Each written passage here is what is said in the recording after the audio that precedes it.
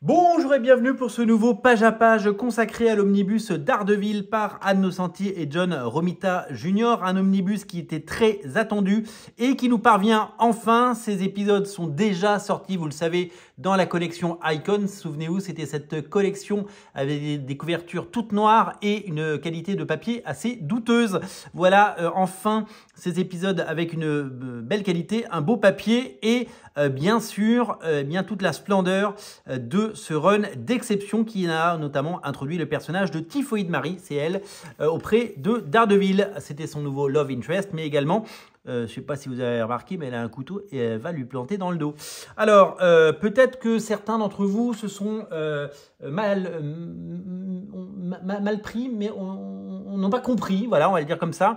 Le contenu de cet omnibus. Il ne s'agit pas de l'intégralité du run d'Ann Nocenti, donc l'intégralité du run d'Ann Nocenti sera certainement édité plus tard dans les intégrales Daredevil.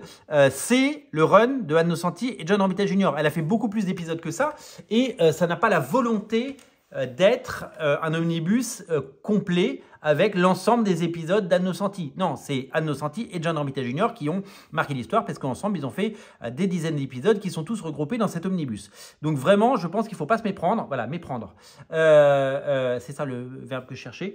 Voilà, cet omnibus ne peut pas être ce qu'il n'est pas.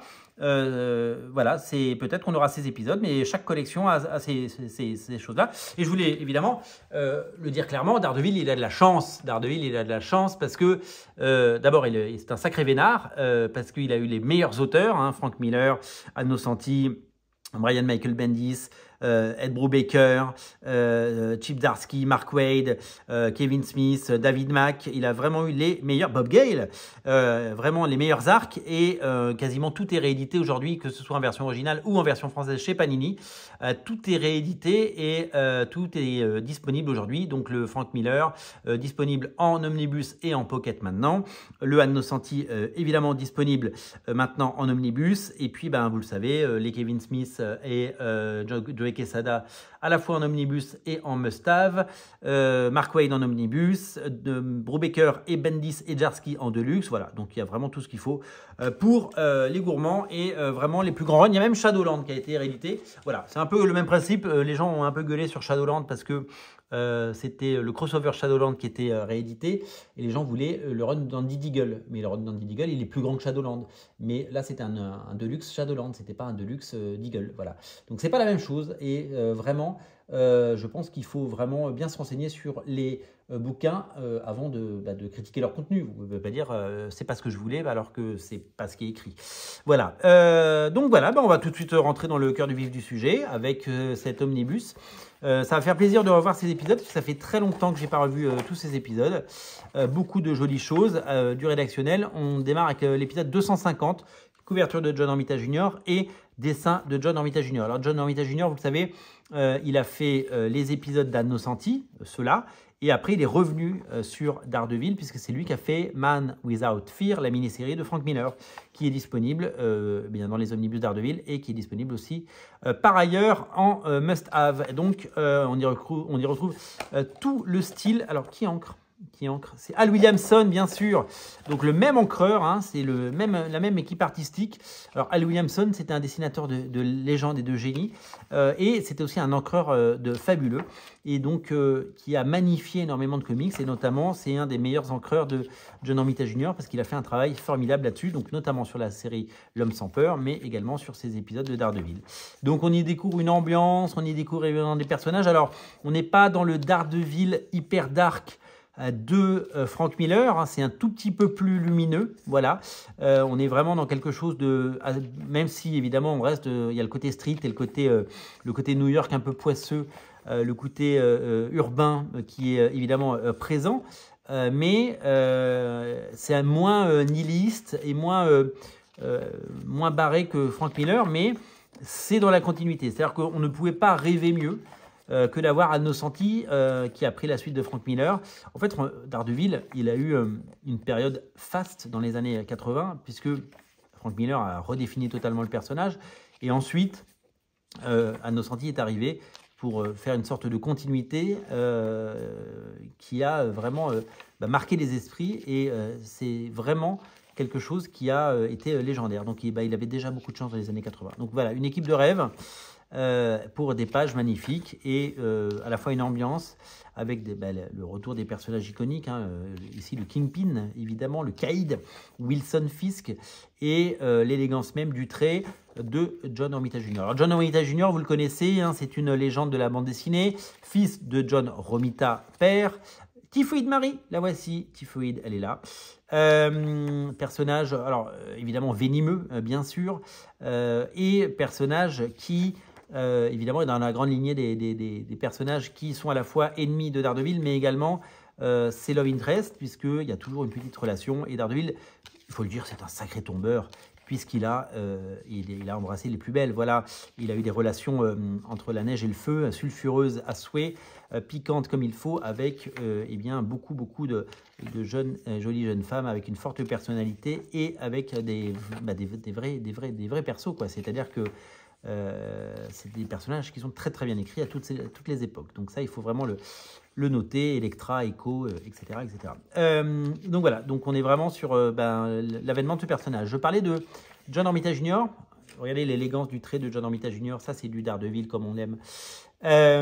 Qui a donc fils de son père, qui a débuté, qui a fait beaucoup de Spider-Man dans les années 80 et qui n'a cessé de dessiner des milliers de pages pour Marvel. Il a fait un peu de DC, mais ça n'a pas été. Il a fait un peu de Batman notamment.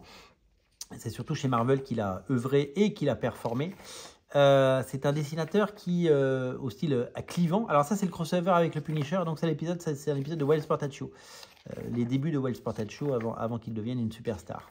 John Romita Jr., il a fait Kick-Ass, bien sûr. Il a fait Ennemi d'État avec Mark Millar. Et il y aura un nouveau projet en 2025 avec Mark Millar. Il a fait Daredevil, bien entendu. Il a fait les Avengers. Il a fait Spider-Man à toutes les époques, puisqu'il continue de dessiner Spider-Man, la série principale, puisqu'il vient de terminer un run sur la série de Zeb Wells. Et il fera aussi des épisodes sous... Ça, c'est iconique. Ça, c'est iconique, c'est magnifique. Contre le Punisher, c'est quelque chose de dingue. Et donc, voilà. Donc, c'est vraiment un dessinateur qui a clivant, parce que tout le monde ne l'aime pas. Et moi, c'est un dessinateur que j'adore. Et j'ai appris à aimer ce dessinateur sur 2 comics. Parce qu'il avait fait du X-Men. Il a fait beaucoup de X-Men. Il a fait du X-Men au début des années 80, dans un style très rond. Et après, quand il est revenu, il avait son style un peu carré. Et là, il est entre les deux. Il n'a pas encore son style hyper carré. Moi, j'aime bien son style carré parce que, évidemment, on voit le dynamisme et l'énergie et la puissance d'un Jack Kirby. Évidemment, c'est un des fils spirituels de Jack Kirby. C'est le fils naturel de son père, mais c'est le fils spirituel de Jack Kirby, clairement. Le storytelling, tout est parfait. Honnêtement, je me régale. Je ne sais pas si vous vous régalez derrière votre écran, mais moi, je me régale. Et John Romita Jr., donc il est clivant, on l'a dit, tout le monde n'aime pas, mais moi les 2 récits fondateurs qui m'ont fait apprécier son talent, c'est évidemment Daredevil, l'homme sans peur, parce que j'ai découvert ces épisodes bien après, donc Daredevil, l'homme sans peur de Frank Miller. J'ai adoré ce bouquin, mais vous ne pouvez pas imaginer à quel point je l'ai lu, relu, je l'ai décalqué, je l'ai copié, je l'ai redessiné dans tous les sens. C'était vraiment fondateur pour ma passion des comics, et la mini-série en 2 parties qu'il a fait sur Cable. Ou alors là, c'était hyper exagéré. Cable, il avait une armure de 800 kilos avec des guns partout. C'était totalement fou, c'était totalement dingue. C'était exceptionnellement beau, voilà. Donc, il a pas beaucoup... il a dessiné les 4 Fantastiques, mais là, il fait la Torche Humaine, donc c'est rigolo. Donc là, c'est parfait de voir ce duo d'artistes, Anne Nocenti et John Romita Jr., travailler sur ce récit. Je vous l'ai dit, il est clivant, il y a des gens qui n'aiment pas du tout. Mais moi, je considère que c'est une légende. C'est une légende du dessin, c'est une légende... oui, c'était pendant Inferno, parce que je ne sais pas si on a eu ces épisodes en version française. Inferno, évidemment, ça a chamboulé New York et le monde des X-Men, et ça a aussi eu un impact sur Daredevil. C'est super chouette. Donc, artiste clivant, mais reconnu par ses pairs, fauve d'honneur du Festival d'Angoulême 2025, invité d'honneur également. Il était présent sur le site de Panini pour signer des comics, faire des interviews et rencontrer son public. C'est une légende, c'est un grand nom, il faut le respecter pour ça, et c'est vraiment quelqu'un qui a énormément donné pour les comics, qui a été un artisan dans l'ombre souvent. Regardez Monsieur Daredevil. Non mais voilà, on peut rien dire quoi. C'est magnifique, vraiment. Découvrez ça. Là, on est dans le pur Romita Junior, Halle Williamson. C'est tellement beau, c'est tellement chouette. Ouais, là, on est pendant Inferno toujours. Hein. Ces épisodes sont géniaux, hein, vraiment. C'est vraiment un plaisir de les redécouvrir. Vous me direz s'ils ont été édités en version française à l'époque dans Strange. Mais je crois que c'est l'époque où ils avaient arrêté Daredevil, parce que pendant Born Again, ils avaient arrêté Daredevil, et je crois qu'ils ont repris que bien après. Daredevil est revenu avec son armure, vous voyez, ce qui n'était pas les épisodes les plus fameux. D'ailleurs, l'armure revient en 2025, je ne sais pas si vous avez vu. Mephisto, il est là. Vous voyez, ce travail comme ça, sur le trait, sur les ombres, sur les matières, et bien ça, c'est du Halle Williamson. C'est ça qu'on aime. C'est ça qui nous plaît. C'est exceptionnel. C'est un des plus beaux omnibus qu'il m'ait été donné de parcourir avec vous. Et on a fait plus de 200 émissions ensemble. C'est incroyablement beau. Plus de 250 même. C'est incroyablement beau. C'est incroyablement bien fait. C'est magnifique. Vraiment, il n'y a pas de mots pour dire à quel point je trouve ça exceptionnel. Vraiment, je suis séduit en tout point. C'est de toute beauté.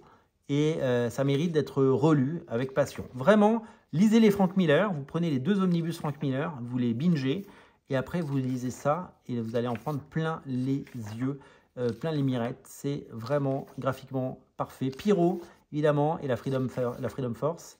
Donc à l'époque, c'était en fait le nouveau nom de la confrérie des nouveaux mutants. Des mauvais mutants, pardon. Voilà, la qualité de papier est dingue, les aplats sont magnifiques, les scans sont propres, tout est beau. Voilà. Alors, il a toujours eu des problèmes pour dessiner les enfants, hein. Il a toujours dessiné des gens de petite taille à la place d'enfants, c'est très très curieux. Et regardez-moi ça, ce jump qu'il fait, ce saut, ce mouvement, ce storytelling. Ah, on dirait Peter Parker en tout cas. Bon sens de l'araignée, oui, c'est Peter Parker. Ou alors il ressemble. Et là, il y a Spider-Man, cool, évidemment, il fallait qu'il dessine Spider-Man. Quel plaisir de le voir dessiner Spider-Man à toutes les époques. Ah, le double coup de poing, bam. Alors, il y a eu beaucoup d'épisodes. Ça c'était une couverture d'une version intégrale. Donc, j'ai ma réponse. Je sais que ça a été édité. Parce que c'était une couverture de version intégrale. Ouais, c'est ça, c'est revenu en version intégrale après, voilà. Et puis après, il y a eu plein de choses. Il y a eu le top BD avec le Fall from Grace, avec l'armure, justement. Oh, dis donc, de la nudité. Ça y va. Mais avec tellement de cheveux que ça couvre toutes les parties qu'il ne faut pas montrer dans un comics. Parce que c'est pas sa place, tout simplement. Hop, il y a d'autres magazines pour ça. Vraiment, c'est... Je me régale. Je prends un pied. Je ne sais pas si ça se sent, mais c'est parfait. C'est une bulle éditoriale. Vous vous rendez compte? Le même dessinateur et le même encreur depuis le début, même scénariste évidemment, qui se relaye et qui nous propose le meilleur d'eux-mêmes. C'est-à-dire que c'est une espèce une apnée de plusieurs centaines de pages dans quelque chose d'époustouflant. Voilà. C'est génialissime. C'est grandiose, c'est magnifique. Je remercie Panini d'avoir édité ça. Je les remercie aussi de m'avoir mis à disposition cet omnibus. Je vous rappelle que j'ai un partenariat sur les omnibus et sur certains titres que je cite dans les vidéos concernées. Puisque Panini m'a mis à disposition cet omnibus que j'aurais acheté de toute façon. Ah, le Docteur Doom, comme il est beau. Donc mise à disposition pour que je puisse vous montrer les intérieurs. Parce que souvent, avant d'acheter un bouquin qui coûte 70 balles, eh bien, on hésite. Et là, on n'hésite pas du tout. Ah oui, évidemment, Romita Junior, il a fait beaucoup d'Iron Man. En fait, il a tout fait chez Marvel. Ça, je me souviens de le voir courir comme ça quand j'étais un gamin. Je me disais, mais c'est bizarre de courir comme ça. Donc voilà, donc merci Panini de m'avoir mis à dispo. Moi, je remplis ma part de la mission. Je fais ce page à page. Et je vous rappelle que c'est un partenariat non rémunéré. Et que donc je n'ai jamais touché le moindre euro d'aucun éditeur. Après, si les éditeurs veulent m'envoyer un chèque, je dis pas non, mais je le dirai parce que c'est pas pas sponsorisé, c'est juste une mise à disposition d'un omnibus et que je peux vous présenter et qu'on parcourt par à page. J'espère convaincre. Pas parce que j'ai un objectif de vente, mais juste parce que peut-être que vous hésitiez avant d'acheter cet omnibus, et il y en a beaucoup qui sortent des omnibus, il y en a au moins une trentaine par an maintenant, peut-être que vous serez rassurés, et peut-être que sur les 1000 ou 1500 personnes qui vont regarder cette émission, peut-être qu'il y en aura 5 ou 6 ou 10 ou 20 ou 30 qui auront envie d'acheter cet omnibus, et que ma mission sur Terre aura donc été accomplie et je pourrai retourner sur ma planète, tout simplement. Non, c'est vraiment super. C'est vraiment... alors, il y a plein de choses qui me rappellent plein de souvenirs, mais il y a plein de pages que je ne connais pas. Je n'ai pas reparcouru, j'avais 2 TPB américains. Oh là là là là, regardez-moi ça. Regardez-moi ça, les enfants. C'est de toute beauté. C'est exceptionnellement beau. Il y a des anges là, regardez, c'est superbe. Faudrait que je regarde ce que j'ai comme épisode, en quoi ça correspond, parce que je ne les ai pas relus depuis un sacré bout de temps, je dois vous avouer. Mais là, je les redécouvre avec un plaisir. Peut-être que... Oh là là là là, le Silver Surfer dessiné par... mais c'est incroyable. Je suis amoureux de cet omnibus. Voilà, je suis en amour, comme on dit au Québec. Regardez-moi ça. Non, mais c'est génial. C'est stylisé à mort. C'est génial. Non, mais c'est le plus bel omnibus de la Terre. C'est vraiment exceptionnel. C'est un incontournable. Si vous aimez Daredevil, regardez le Silver, le Surfer. C'est incroyable. Oh là là là là. Quel pied, les enfants. Quel pied, les amis. C'est magnifique. Je n'en reviens pas. Mamma mia, comme on dit. C'est superbe. Des couvertures, des publicités de l'époque. Voilà, ça c'est les TPB. Moi, j'ai celui-là et celui-là. Ils ne sont pas du tout sortis à la même époque. Celui-là en 2003, celui-là en 2010, mais j'ai les deux. Et donc, du coup, voilà. Et puis des pages en noir et blanc pour nous montrer le travail avant la mise en couleur. Écoutez, chapeau, hein. Chapeau les artistes. Hein. Bravo, bravo. Et il a fait du Sentry aussi. Sentry qui sera à l'honneur dans le film Thunderbolts. Voilà. Merci à tous. Merci à vous d'être aussi nombreux à regarder ces émissions, les partager, les commenter. Vous pouvez vous abonner à Radio Comics pour ne rater aucun page à page. J'ai pris un vrai plaisir à vous dévoiler cet omnibus. Une nouvelle fois, merci à Panini Comics de me l'avoir fourni. Je vous dis à très bientôt et on se retrouve bien entendu pour de nouvelles aventures et un nouveau page à page très vite. Régalez-vous les enfants. Moi, je vous dis à très vite et n'oubliez pas de vous abonner. Salut!